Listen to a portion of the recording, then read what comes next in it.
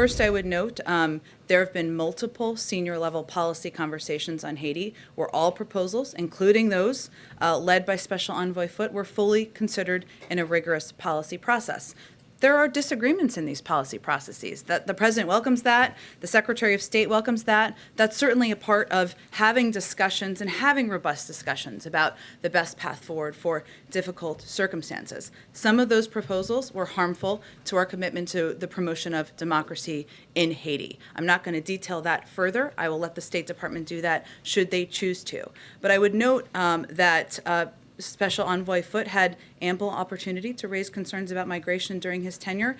He never once did so. Now, that wasn't his purview. His purview was, of course, being the special envoy on the ground. His positions were, and his views were put forward. They were valued. They were heard. Different policy decisions were made in some circumstances. But it's not just him. We've heard from Democrats on Capitol Hill, too, who say they're really against these mass deportations. The White House still stands behind the mass deportations.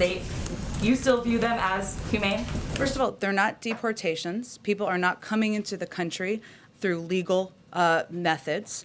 And again, our policy process has continued to be the same with Haiti as it is for anybody coming through for the irregular migration across our border. I'd note, as I did yesterday, that as we've applied our border restrictions, as we've applied our immigration policies, there were more than 90,000 people who departed the country, who attempted to cross our border in the month of August. That was even before we saw the horrible photos that we saw of people gathering under the bridge. There is a process that is in place as people, whether they're coming from Haiti or any part of the world, goes through. What does he believe of the comparisons being made between his administration and the Trump administration?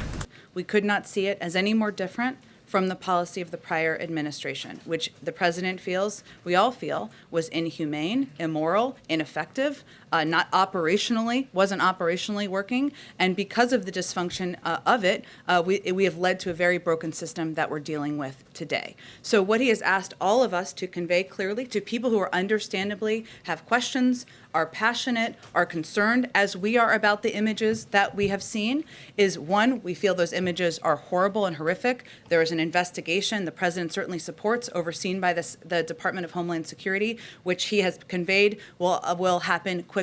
I can also convey to you that the secretary also conveyed to civil rights leaders earlier this morning that we would no longer be using horses in Del Rio. So that is something, a policy change that has been made in response. But separately, all related, it's also important for people to understand what our process and our immigration process is and what the steps are that are taken. We are still under Title 42 because we are in a global pandemic. So we are still operationalizing that. If people are not expelled under that, then there are a range of options. Either they are put into an alternative to detention where biometric data is required, they are required to, they are given a notice to appear, or they are put in an ICE facility. This is the process that is ongoing and has happened for every other migrant who has attempted to come irregularly across the border.